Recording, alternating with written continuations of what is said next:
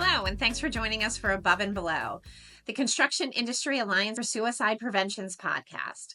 My name is Sonia Bowman, and I'm the Executive Director of CIASP. This is part 2 in our series on men's health, and we want to thank Andrew, Stephen, Jason, and of course Zulq for having a open and honest conversation with all of us. It's conversations like this that will break stigma and allow us to talk about mental health just like we talk about physical health. I hope you enjoy this episode. Andrew taught us about, hey, just listening in and hearing what people are saying. I know you're a dad of a couple little people. I'm a dad of a little one. What do you have about communication that you could share with these guys, with the rest of the community? Yeah, it's interesting. First of all, Andrew kind of touched on what I was going to say. So with my little ones growing up, everybody kept telling me that more is caught than taught, right? And I think Andrew touched on it about being in the car, teach them all you want, but they're going to catch more than what you teach them. So for me, I try and take that mentality to the job site, right? I try and look and listen and see what's going on and then just ask questions. And I guess if we're talking about SOP for communication, I think the first one in this particular SOP would be that it's okay for us to be open and vulnerable and honest, right? Like everybody, the first thing these guys need to know is that you can be open with me. You can be honest with me. You can cry on my shoulder. You can pull me in the parking lot at the job site and tell me about the divorce. Like you can do all that. And then how do you do it? That's a whole other thing. But for me, the way I do it and I try and teach my team is, again, more is caught than taught. Like I can tell these guys that I'm here for them. I can tell these guys what path to take when they're drinking too much or when they're going through a divorce or when they're doing drugs. But instead, I'd rather lead by example. And I guess as the oldest of 6, that's kind of just natural to me. And that's kind of the leadership role that I've taken is just lead by example, be the one on the job site, asking the guys how their weekend was, but really digging into how it was or asking a lot of questions. Again, just like I would my 4 and 5-year-old. Guys, how was your day? Good. Okay, well, good's not an answer, a good enough. It's not good an answer. So like, who'd you play with? Well, this person, what did you do? I kind of take that into the job site. Like, how's things? Good. Are they really good? Is always my next question. Yeah. Like really, really good. Well, okay. Well, now I've kind of cracked the nut and maybe they're willing to talk. And if they're not willing to talk, or maybe things really are just good, I'll just tell a lot of them like, great. I'm glad to hear it. Please let me be your first call if you need to talk to somebody. So we've seen a transition in the industry. We've gone from not talking. We've gone to suck it up, buttercup. If you have an issue, here's your tissue. And now we're going to actually start talking about our thoughts and our feelings. And we need to be able to roll that out. So how do you overcome the pressure, or how do you teach your staff to overcome the pressure of it's okay to talk as opposed to we expect you just to tough it up? Because that's the industry. Tough it up. That's the whole industry. We're not going to change tomorrow. By example again, right? Like I said, I mean, I'll cry in my company meetings. I'll tell if no one has anything hard that they're going through, that's bullshit. They just don't want to share it. So I'll share what I'm dealing with at that moment or a difficult challenge that I had throughout the day as to just kind of break the ice a little bit and see if there will. Okay, good. So you start with the example saying, hey, this is what I had. Yeah, this meeting I just came from. Forgive me guys for not showing up exactly who I am right now. I just came from this meeting that was really difficult, got my teeth kicked in. Here's how I'm dealing with it. How's everyone else holding up? Awesome. Perfect. Andrew, how do you get the conversation started? I think the conversation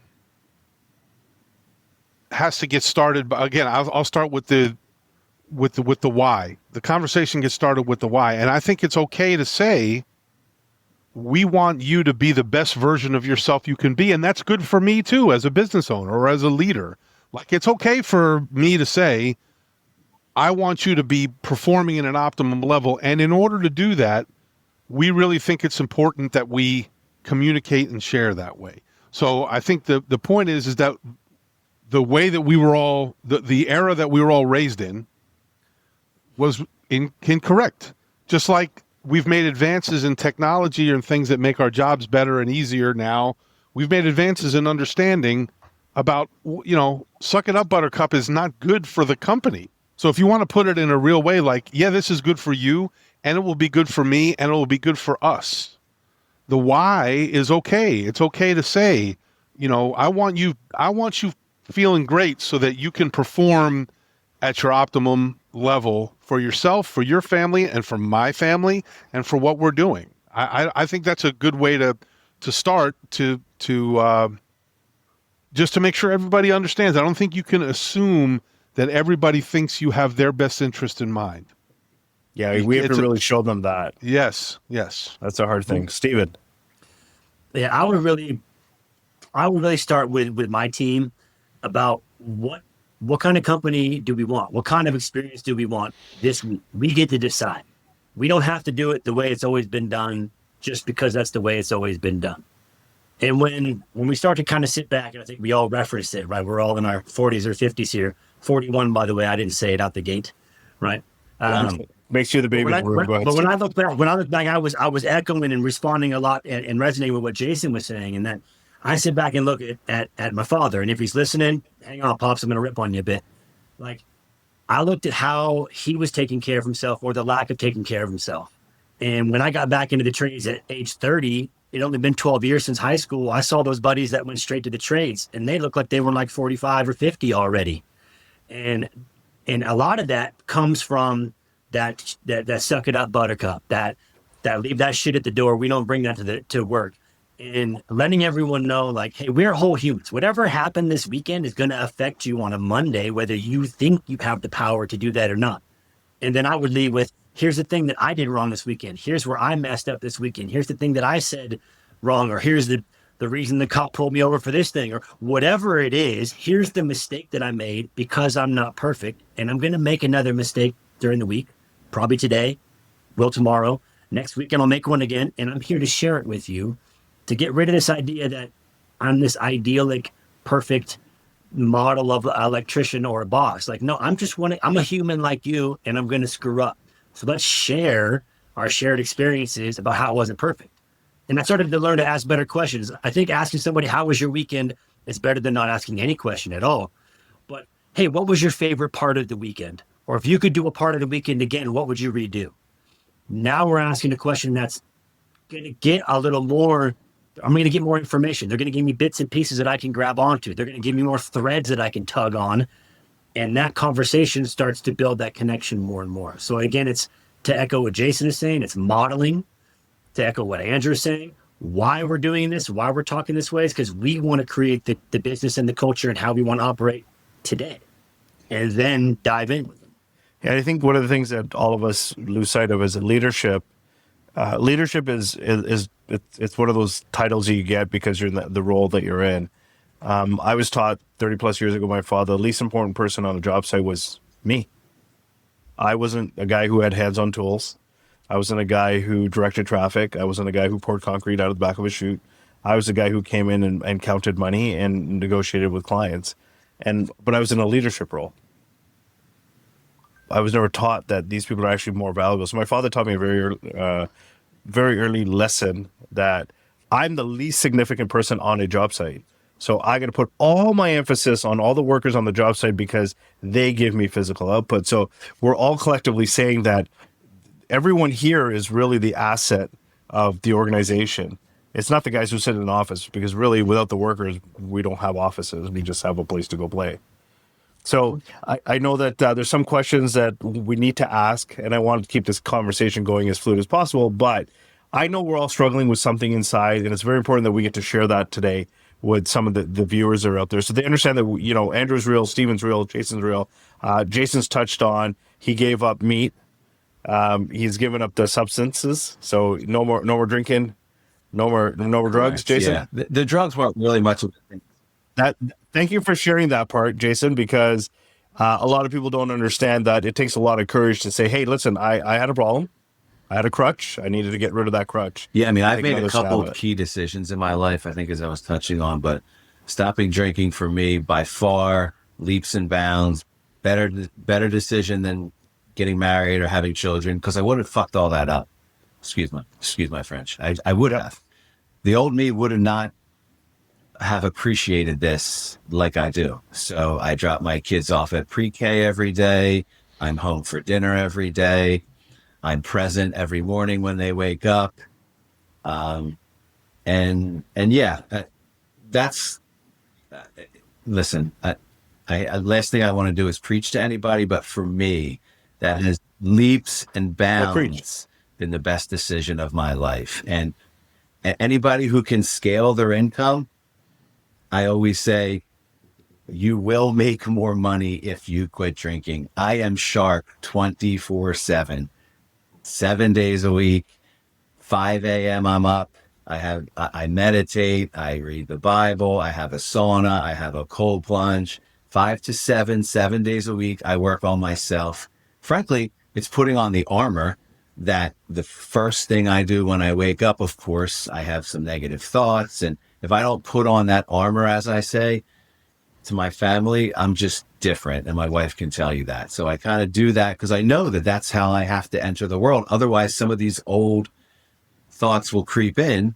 And then I'm just more, I mean, drinking, it didn't take things from me necessarily. Stopping drinking, it added ambition and motivation and drive and determination and goal setting and better friendships, a better marriage. So that's, for me, been the best decision of my life. And then I would just implore every guy to work on themselves in whatever form and fashion that is.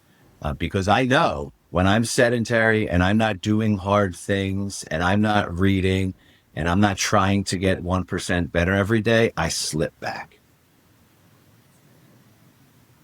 Oh, it's awesome. Thank you for sharing that genuineness. I got 52 years sobriety. I don't trust me to drink or do drugs.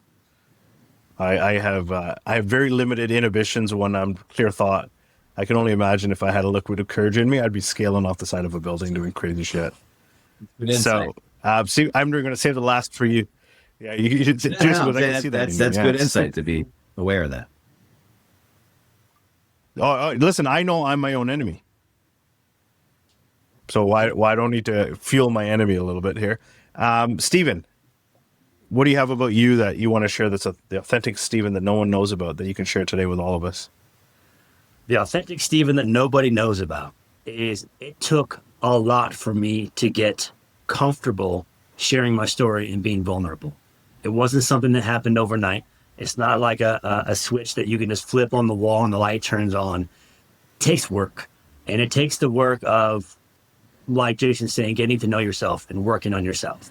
So a big thing for me, I wouldn't be where I am in the space I am today had I not reached out and started working with a coach. So you could call it a coach, you could call it a therapist, you could call it a counselor, you could call it a mentor, a pastor. I don't care who it is. You need to work with somebody that is not afraid to call you out and that has your improvement, your growth, the best version of you in mind. And let that person be that accountability buddy. And what it really taught me was, if you want to get comfortable with new things, you have to get uncomfortable first. To get out of the comfort zone, to get into the growth zone or the learning zone, you literally have to get out of the comfort zone, which means uncomfortable. So if it sounds like you think you want to lean in, or, hey, maybe I can work with a coach. Well, I've thought about calling somebody. Do it.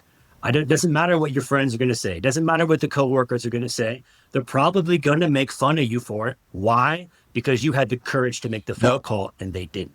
And it's really just Stephen, that's beautiful. And I always remember that nobody doing better than you will critique you. Exactly. Only people that are not doing as well as you are gonna critique you or gonna talk shit in some form.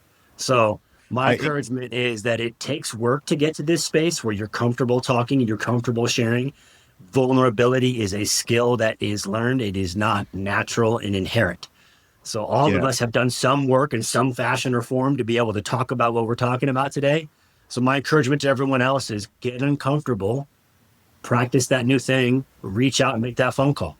That's awesome. Andrew, I know there's a real story behind you, Andrew. Yeah, I appreciate very much listening to everybody here. I think what's on my mind when you ask that question about myself, and so going back to where we started, because I do work in corporate America, right? I do work in a corporate situation where it's a little bit more structured, and a lot of the folks that I work with are, it's more of a professional relationship. What's on my mind right now is my struggle, and the thing I'm thinking about is how can I be more mindful to treat my loved ones, especially my wife, the way as well as I try to treat my professional relationships. We've spent this whole podcast talking about our professional relationships, which is super important, right? I'm going back to, and with the benefit of having done all the things that you all are doing with young kids right now, and I've gone through all of them in the busy time, your calendar fills up, that's starting to stop, right? They're starting to be their own people now. They're starting to go out in the world by themselves now. Now I'm staring at my wife and she's staring at me. We're staring at each other, looking at the point of life and saying, okay, we're going to live 30 more years together. And is this really am I acting? I'm asking myself, am I acting in a way that's going to foster this relationship the best I can? And my answer is no, I'm not. I fall very short of that. And, it's a comfort level of someone that you love and you've been with for a long time. And there's that comfort level. But so, to Stephen's point about comfort and discomfort, that's what I'm struggling with right now. I would never You're say almost an empty nester. Yeah, almost an empty nester. And what's left now that all the tasks are getting to be done? What's left with the relationship with my wife, who's been with me through a lot of stuff, right? We've been through a lot of moving and losing jobs and winning jobs and good years and bad years and finances and kids and all that kind of stuff. And thankfully, we haven't had anything from a tragic or a standpoint as much to deal with. But how am I treating her? How am I going to put that? How do I listen to her better? And that's what's on my mind. That's as we have been together now 40 minutes. That's what's sort of crept into my mind from the beginning. The beauty is you have a whole other chapter of your life to write and figure that. I know it's true. And you're right. And it's but it's you talk about the unknown, man. You think you know what's coming, and like I said, those days when you had 10, a birthday party every weekend and kids, running around the soccer practice and you're like, oh my God, when are we ever going to, when are we going to ever get a break? Well, be wary, because when those breaks come, you're forced to stare across the table at your spouse and say, what do we really know about each other? What do you really know about me? And it's scary. I have to share this story with you guys. I have one uncle left on my dad's side. He retired not too long ago. And he'd come by the office and visit us regularly. And I'm like, hey, any advice? And, my buddies would come around. We'd all have coffee, espresso. Andrew can appreciate the espressos are flowing. Yeah. The Sambuca once in a while. Right, sure. And so he goes, nobody tells you in life what to be prepared for as you get older. I'm like, what are you talking about? We're young. And he's like, no. He goes, you get married. You're busy with your career. You start to have children. He goes, you don't have one, you have two. Sometimes they have three or four.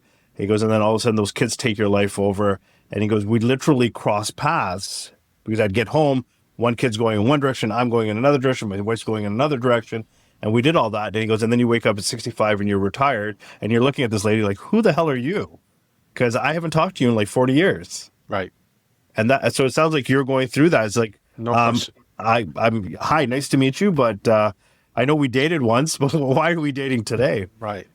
So, no, Andrew, if you come up with the secret sauce of that, you got to make sure to share with us younger guys who still got a lot. Stephen, do you have kids? No kids. Not yet? Maybe? Not yet. Perfect. Hey, not yet. Not in the plans. 47, buddy. That's when I started for me. So for all the dads out there, first of all, happy Father's Days. Right. For all the uncles and all the spiritual guidance people, the mentors that are out there, happy Father's Day to you too as well, because quite honestly, I have a bone to pick. The marina that I hang out with, they had a Mother's Day brunch, squat for Father's Day. And actually, that's kind of indicative of our society a little bit, is that mommy gets emotionally coddled, right? And daddies, oh, they're okay. They'll be fine. We'll have a barbecue. We'll let them barbecue for all of us. Yeah. And I'm sorry, I'm interrupting Jason. There's a gender situation that's going on there. There's a cultural one, right? Zulq, we talked about it, and you guys when you're talking about the trades industry, you're talking about a very diverse industry in terms of, backgrounds and religions and the types of people. There's, so when you talk about males of a certain age in a certain trade that come from a certain ethnic background where the vision of masculinity, or a religious background where the vision of masculinity is something that's old as old as the generations, right? Those things that's a lot for us to overcome in terms of being vulnerable with each other and finding a place. My wife does a great job of spending time with her closest friends, and I don't think that I do. I don't think that we do. I don't think we need to make that time for each other, for sure.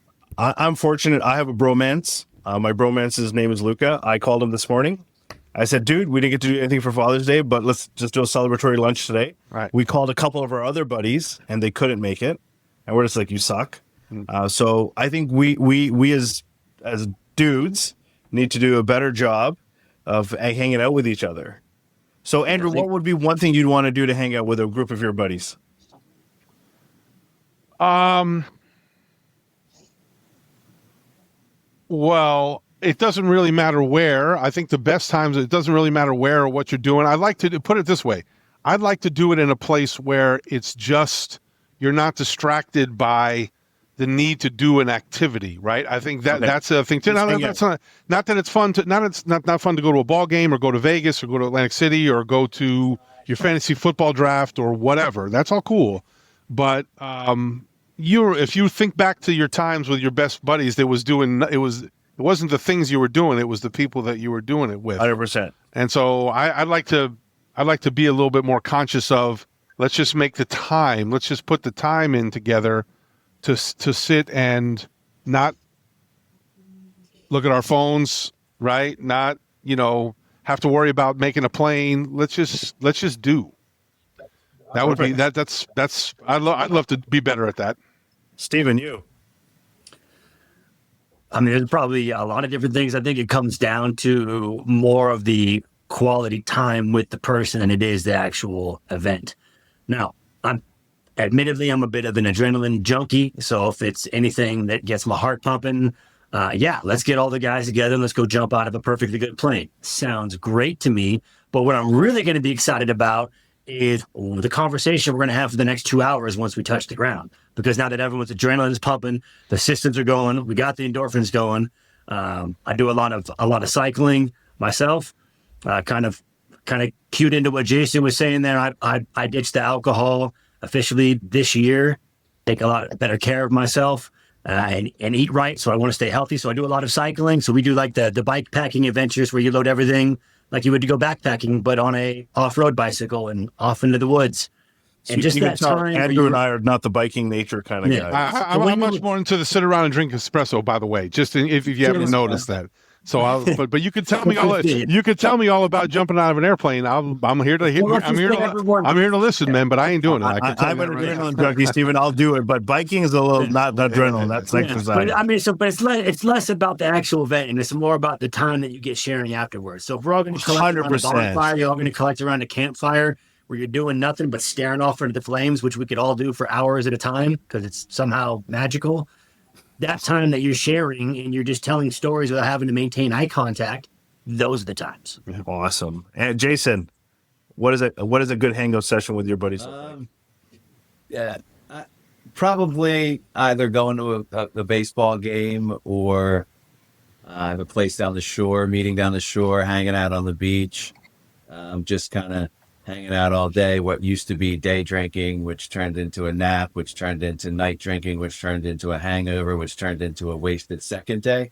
I'd rather have both full days hanging on the beach chatting. And I think Andrew and Stephen both said that it would be less about what we did, but who I was with. But I would also challenge everybody to, when you're actually doing it, to actually open up and be vulnerable. Because I have a group of friends that we try and get together for dinner quarterly, monthly, whatever it is. It's always a struggle. And when we do, no one's really opening up. There's a lot of times I go home, my wife says, how was it? And I'm like, it just wasn't what I wanted. Like, I'm a crier. Like, I wanted it to be a big Yenta session, like, like a bunch of women hanging out, being like, I'm really struggling with this. Like, I talk about the Phillies or Eagles for a little bit. Of course, I talk about the kids. To Andrew's point, instantly someone's picking up the phone, showing me a picture of their kid, which ultimately goes to checking an email and typing it back, which ultimately goes to scrolling on Instagram. Next thing you know, we've lost that person. And it's like, I just want to hang out with a group, take the phones, which I'm trying to implement with my friends, right? Leave the phone at the door. And in an hour, I'll set a timer, you'll hear it. We'll be done. But actually be vulnerable. I'm always looking to pour into others, and it would really be beneficial to me if those around me would do the same. And like, again, and maybe it comes with asking some questions, right? And really digging, having, as my wife says, have more of an agenda. Don't try to find your way to ask this person about this. Just come with an agenda. Like, look, this is a mental health dinner. Give me your shit. Give me your shit and I'll give you mine. Yeah. We call them interventions with each other when we know somebody's having a bad day. We bombard them, but it's usually over food though, Andrew. Everything in my world, there's food there. We're friends. I just find it super interesting that Jason, let's just sit and think about, like, everything you said was 100% spot on. And it's so embedded in our culture that you said, we have to be more like women. Like, somehow women are okay to do this. They do it. It's almost like it's their SOP, right? And it's not ours. It's not to the point where you live your life this way. Sounds like a lot from what you've said. You're really working to live your life this way, and yet still there's that gender barrier there it's not standard for men to be this way. It's amazing. It's amazing, right? It just came out that way for you. You know what I mean? Yeah, and we're probably got some of the feminazis going batshit crazy about the fact that we say it's a girl thing versus a guy thing. But the reality is, it's the truth. In our industry, we talk about, as a community, as a whole, forget the industry. As a whole, when guys talk emotionally, it's like it's a faux pas. It's a stigma. When the women do it, we say it's okay, but that's because it's part of their innate nature. They said culturally, it's been ingrained in us, and generationally, it's been ingrained in us that men don't cry, which basically is the equivalent of saying men don't have emotions. That's right. Which is totally incorrect, because we'll tell you when you sit down and you have, I was going to say a steak dinner reference, but it might not apply to Jason. When you sit down and have an excellent dinner reference, right? What you get out of that first bite of that delicious food is an emotion. It's a feeling. It's satiety. It's satisfaction. There's flavor. But we have this idea that we don't have emotions. But we're the first to tell you something that we do or we don't like that. Or no, I do or don't want to do that. That's an emotion, right? We're quick to say, like, I don't have any feelings about that, but I'm mad about this. Mad is an emotion. Mad is an emotion. Mad is an emotion. So the reality is that all of us, all humans, no industry, no gender, no race, nothing aside, all humans are emotional creatures 24/7 that sometimes use logic. When we believe the inverse is true, we believe that we're logical creatures all the time that sometimes have emotion. And I think once we start to challenge that idea and be like, no, our behaviors are driven by emotion. The reason we make decisions, the reason we buy the car or buy the truck is an emotional decision faculty. We're the most emotional all day long. Let's just be real with ourselves that we actually do it. I'll throw it out there. I bet you take the gender aside. Sonia's going to lose her crap in a second when I say this. Guys are probably more emotional and more emotionally committed to certain things than women can ever be. We're just not allowed to talk about it, because if we do talk about it, people go, whoa, why were you talking about it, right? Like, guys have shopping problems. We have retail issues, right? Guys have problems with substance, right? Guys have problems opening up about their true feelings, and they do find someone, and then if they become emotionally vulnerable because they need to for their professional career, I mean, the fact that we can control our emotions tells you how emotionally we are. But the reality is you guys have hit it all on the head. And as much as I want to end this call, I think we're going to just drag this on a little longer. My 3:30 can wait. Emotionality is natural, and you will actually make better informed decisions if you let those emotional barriers free themselves and stop being in your way, because it'll actually cloud your judgment. Yeah, and I think the background Right. of this whole group is that, the suicide rate in construction is 4 times higher than any other industry. There is a Well, that's a documented 4 times. I bet you if you take the undocumented, it's probably double that. And yeah, and I Right. agree that we are emotional creatures and we are doing these other things, I think, to suppress that emotion. At least I was drinking to suppress my emotions. Or there are people who are overeating to suppress their emotions. It would be a lot easier to go home and have a double helping of dinner and dessert and a beer than to actually talk to my wife about what I'm going through. That would just be easier. So I think we carry the weight on us of being dads and businessmen, and then we maybe have the opportunity to talk about it, and we're not. We're getting together with our buddies and we're doing lines of coke and going to Vegas, or we're getting, or you're going to a strip. Like, what the hell? Like talk about suppression of how you're actually feeling. And then there's all sorts of other stuff that follows the next day, feelings wise. And, Yeah, then there's the guilt and the remorse side. Correct. Why did I do that? right. So I won't lie. I because I don't drink, I don't do drugs, I don't do all that. I don't even smoke. I never have. I was thinking about either doing Wegovy or Manjaro or Ozempic. Why? Because I want to drop 20 pounds. Not that I need to, but I want to. Just so I could feel better about my waistline a little bit. And my wife said to me, she's like, you really enjoy your food. That's going to attack the thing that you enjoy the most. She goes, you don't drink, you don't do any, you don't have any of these other crazy vices, but you genuinely enjoy a nice meal. She goes, that's going to suppress your appetite. Think about that. So when we say no to certain things, we're saying no because we generally either A, like them or don't like them, right? But we're trying to suppress something. But I like food. Andrew, I don't know if you're into food, but I'm going to say you're Greek. I'm going to say souvla. If I ever showed you my roasted lamb that I did and I made the best tzatziki ever in history, you'd be jealous. So we'll have to do it when you guys all come to Toronto. I have to ask you guys all a question. We started with each of our guests, and we've done this actually in our board, is we've embraced a word of the year. I have a word. I'm happy to share mine to get you guys all kicking in case you don't have one. My word is gratefulness. I'm grateful. I wake up every morning. The fact that I get to wake up, I'm grateful for waking up. But I'm grateful that as the son of an immigrant, grandson of an orphan, I've been blessed with so much. My mountain to climb was to have a child. I have probably the most wonderful, everyone says their kid's wonderful. Mine's the most wonderful kid on the planet because it's mine. But that was a mountain I had to climb. So I'm grateful that every day of my life is an awesome day, and I'm glad to live it. So I'm just grateful for that. And I wake up with that. I exercise gratefulness in everything I get to do. And I'm grateful that I got a chance to connect with you 3 fine gentlemen. And I thank Sonia for it because she actually made it happen. So I'm looking forward that all 4 of us can stay in touch. And if Jason needs someone to have a nice emotional hug with, we'll give it to him. Thank you. Virtually, though. Andrew, do you have such a word? My word of the year is listen. Oh, nice. Love it. My word of the year is listen. I've we've mentioned mentors a little bit in this podcast.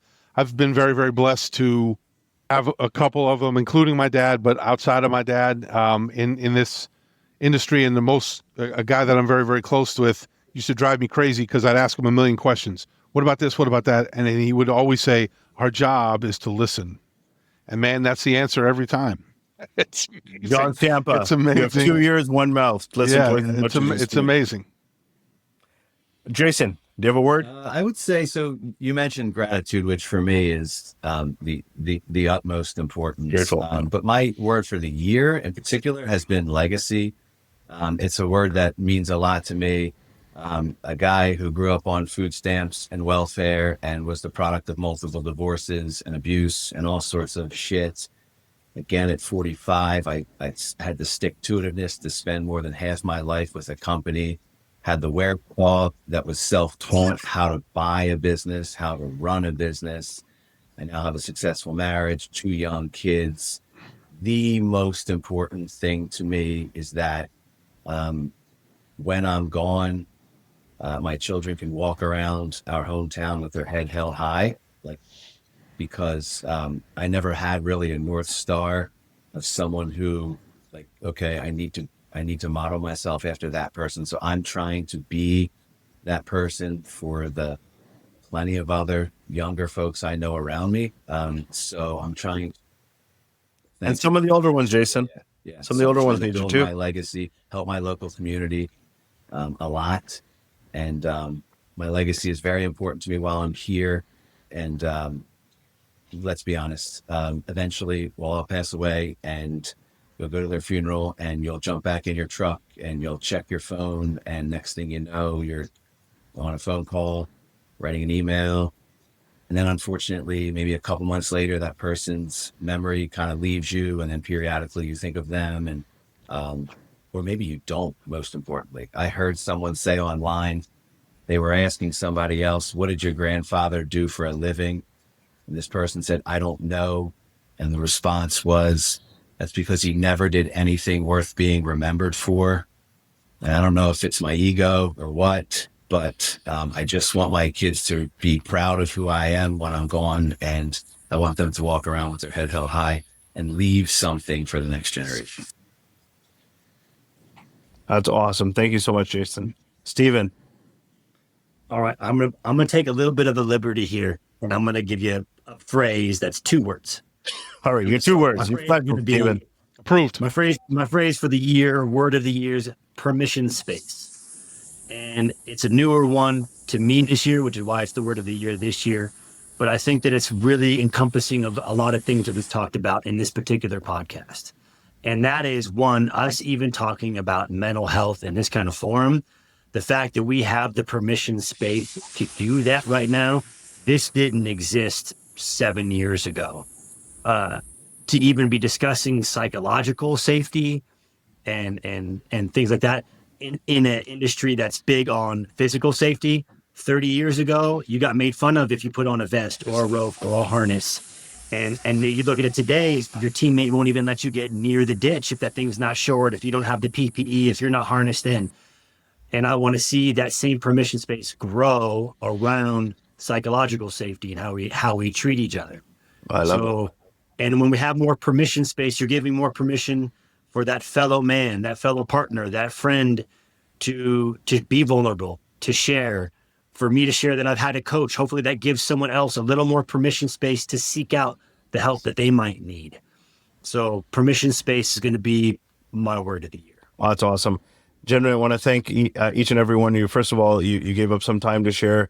You gave up some of your emotional strength to us and the cause, and truly appreciate that on behalf of CIASP, the board, Sonia, and myself. Thank you so much. Thanks for listening to this episode of Above and Below, the podcast of the Construction Industry Alliance for Suicide Prevention. I hope you enjoyed it as much as I did, and I can't thank enough the gentlemen who shared open, honestly, and vulnerably with us. Andrew, Stephen, and Jason, we appreciate you so very much. Be safe out there, everyone. Until next time, have a great day.